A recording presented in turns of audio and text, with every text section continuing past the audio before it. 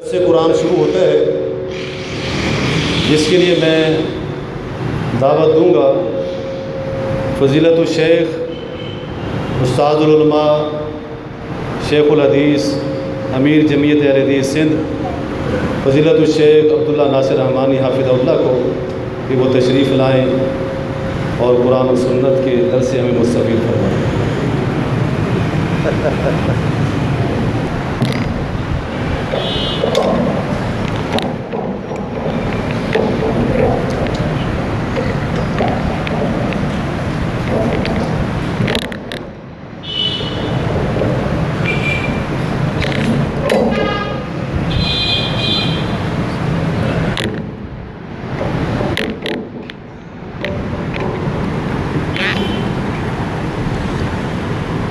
إن الحمد لله نحمده ونستعينه ونستغفره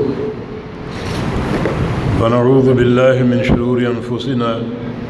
ومن سيئات أعمالنا من يهده الله فلا مضل له ومن يضلل فلا هادي له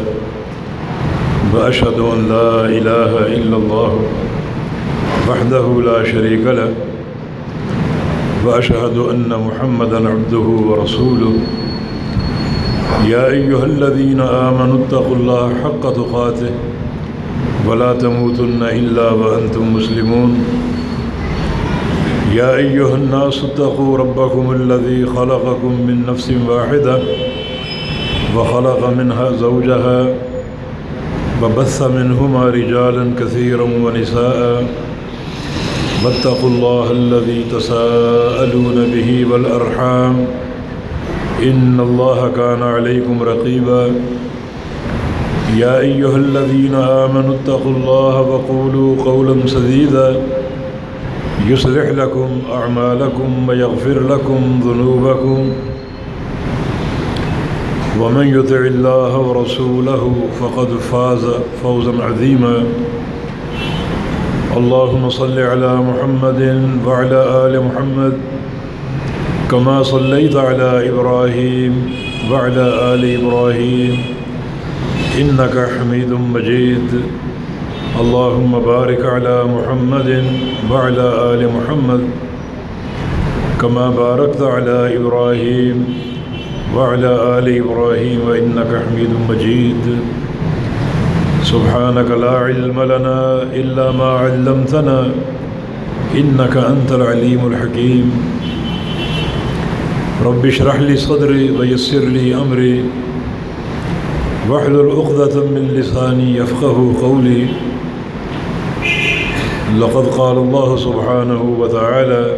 أعوذ بالله من الشيطان الرجيم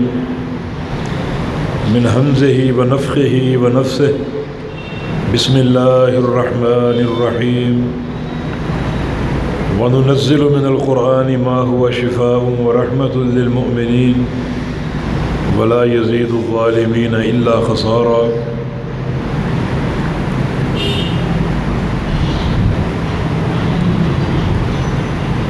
محترم سامعین حضرات، حاضرین مجلس،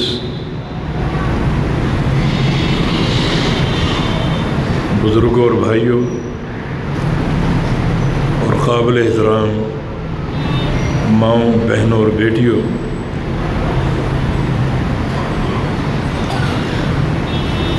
ابھی کل کی بات ہے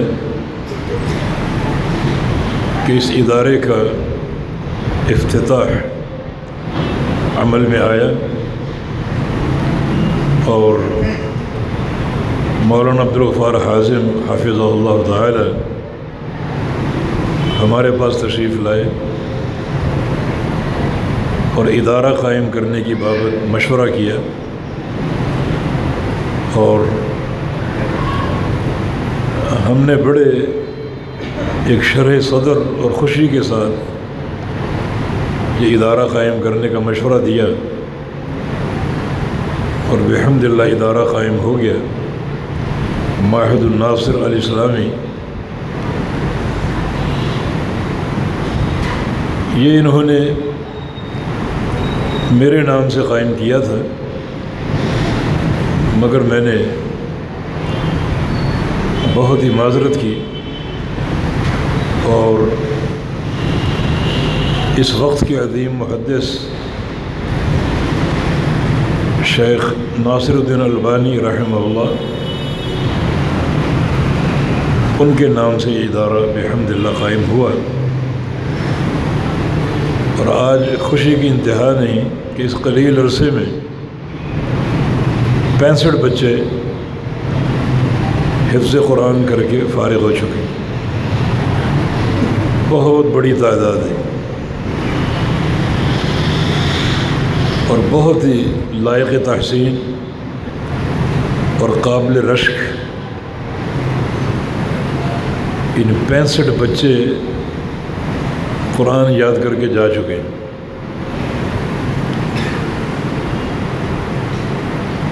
کتنی نیکیاں کمائی ہوں گی ان بچوں نے، ان کے والدین نے، ان کے اساتذہ نے،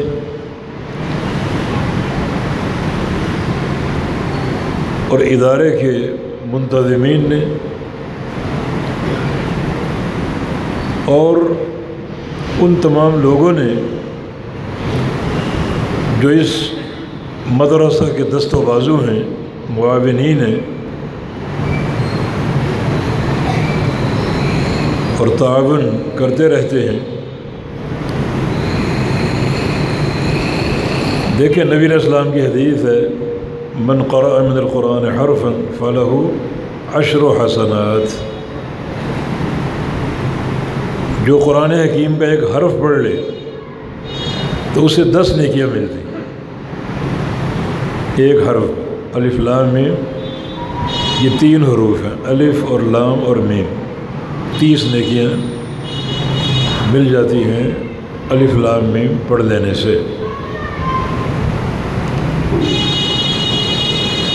یہ نیکیاں کس کو ملتی ہیں؟ پڑھنے والے کو، اس بچے کے استاد کو، اس بچے کے ماں باپ کو، اس مدرسہ کے منتظمین کو، اور ان تمام لوگوں کو جو ادارے کے ساتھ تعاون کرتے ہیں۔ اور حافظ قرآن کی شان نرالی ہے،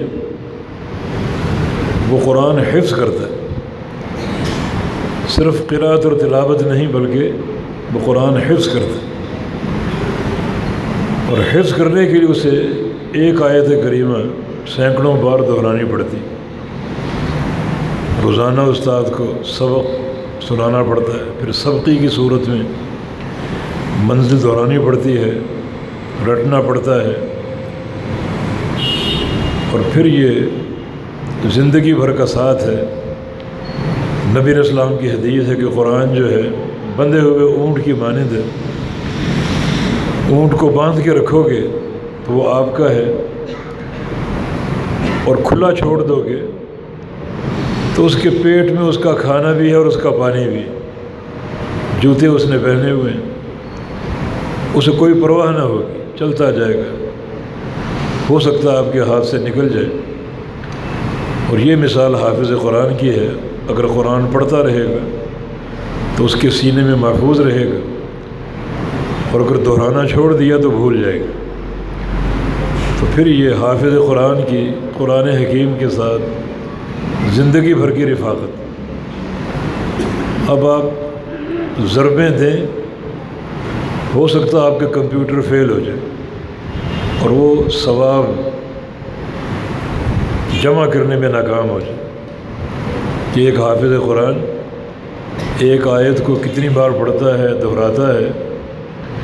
اور زندگی بھر پڑھتا رہے گا، پورا قرآن پڑھتا رہے گا، تو کتنی نیکیاں بن جائیں گی۔ اور یہاں تو معاملہ 65 بچوں کا ہے جو قرآن کے حافظ ہو چکے۔ ان 65 بچوں کا اجر، اس میں وہ سارے لوگ شریک ہیں جن کا کسی نہ کسی ناطے ادارے کے ساتھ تعلق ہے، اور خادم ہیں، منتظم ہیں، معاون ہیں،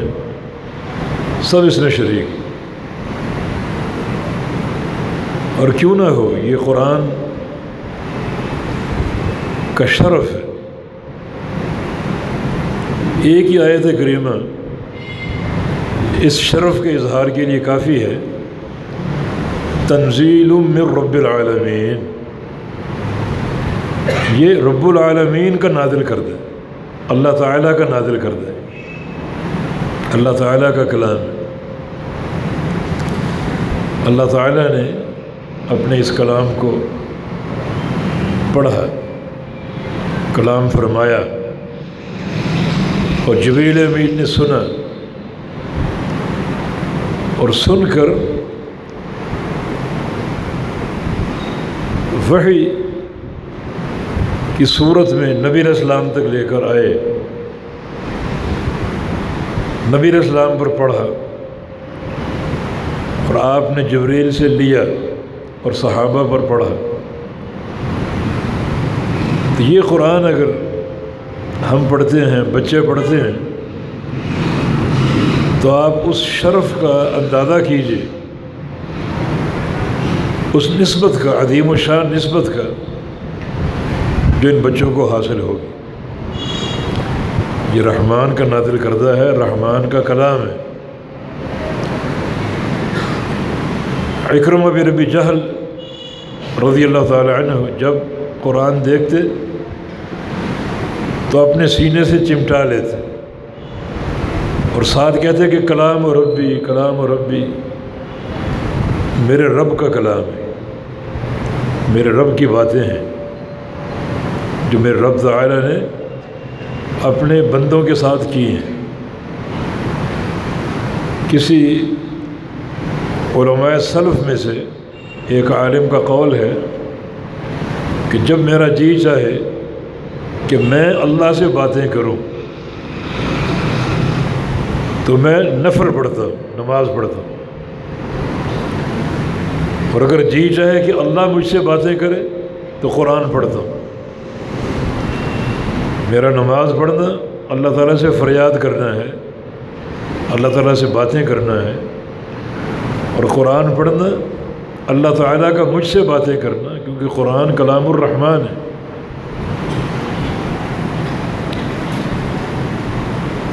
وہ لوگ عظیم الشان ہیں جن کا کتاب اللہ کے ساتھ تعلق جڑ جاتا ہے اور محبت پیدا ہو جاتی ہے، اور قرآن پڑھنا اور پڑھانا ان کی زندگی کا معمول بن جاتا ہے۔ بس اگر یہ سارا عمل اخلاص پر قائم ہو جائے تو اس نیکی کا کوئی بدل نہیں، کوئی دنیا کی نیکی اس نیکی کا مقابلہ نہیں کر سکتی اگر یہ نیکی اخلاص پر قائم ہو۔ اور اگر اخلاص نہ ہو تو پھر یہ نیکی صفر ہے، پڑھنا اور پڑھانا بالکل صفر، دنیا کی ریاکاری، دنیا کا دکھاوا، شہرت، تو پھر یہ سارا عمل بالکل بے نتیجہ اور صفر۔